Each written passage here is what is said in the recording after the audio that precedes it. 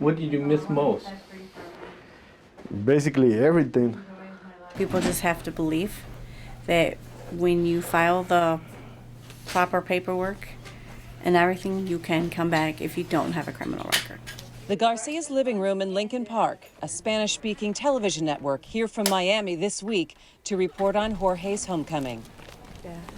I don't understand any of that stuff. None of us do.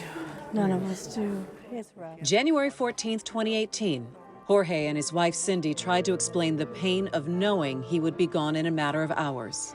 Lord, we ask you on the 11th hour, make a miracle happen and keep our husband and father with us. It's a nightmare that you're waking up to. And it's hard to explain because it's like a funeral, but there's no body. Loving, gracious God. Brought to the U.S. illegally as a child 30 years ago, Jorge made a home here, got married, had a job, paid taxes, and did not have a criminal record. But he missed being qualified by a year to be considered part of the Deferred Action for Childhood Arrivals, or DACA program. He was brought here as a child, not as an adult. But according to the judge, when we had a hearing with the immigration judge, he said at 16, you know right from wrong, and at 16, he should have went back to his country of origin. Despite years of appeals, trying to obtain citizenship and work with immigration groups, on January 15, 2018, Jorge said a painful goodbye to his family at Metro Airport.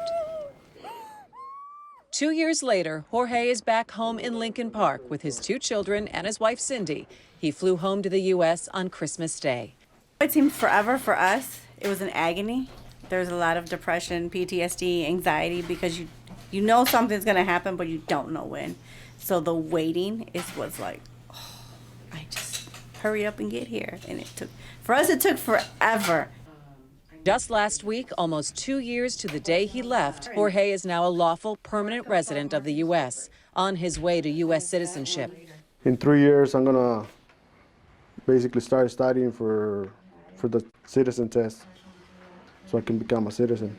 I'm medically retired, so my life doesn't change much. His is trying to find a job to able to support us, and that's what we're in the process of doing, is trying to put out applications out there so he can get a steady job. His wife, Cindy, vows to continue to be an advocate for families who are separated and help them navigate an ever-changing immigration system. Yes, he's back. We're grateful, but the fight continues because we got to bring back the other families that are separated, because it's just as important for them to be together as my family is.